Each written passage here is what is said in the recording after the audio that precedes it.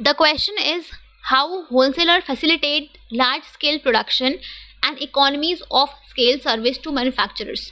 तो यहाँ पे आपका क्वेश्चन में गिवन है कि जो होलसेलर्स होते हैं वो किस तरीके से लार्ज स्केल प्रोडक्शन और इकोनॉमीज ऑफ स्केल सर्विस को प्रोवाइड करते हैं मैन्युफैक्चरर्स को.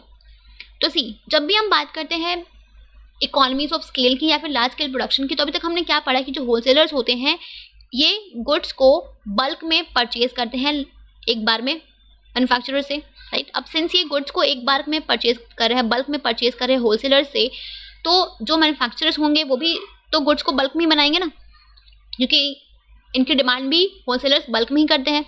तो यहाँ पे जब भी आप लार्ज स्केल में प्रोडक्शन करते हो तो अल्टीमेटली आपका जो पर यूनिट कॉस्ट है वो तो कम होना ही है. जब भी आप इस गुड्स को लार्ज स्केल में प्रोड्यूस कर रहे हो, ज़्यादा बना रहे हो, तो आपका जो पर यूनिट कॉस्ट है वो अल्टीमेटली कम होगा, right.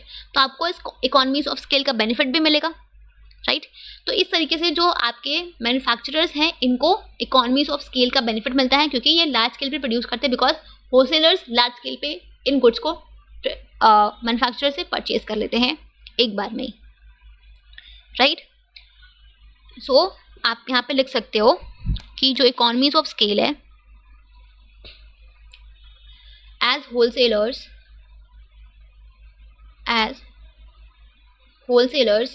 purchase goods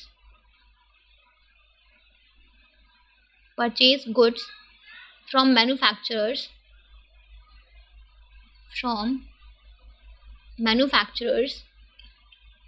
in large quantity,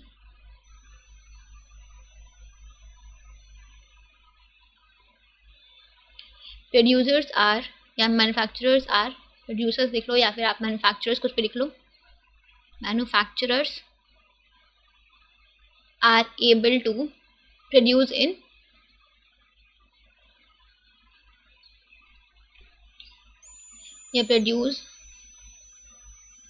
on a large scale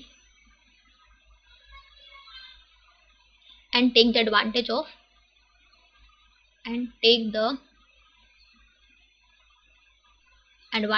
economies of scale.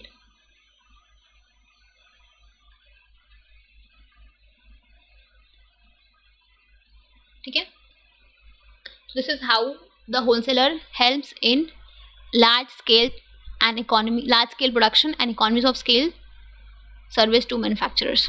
ठीक है, clear? Okay.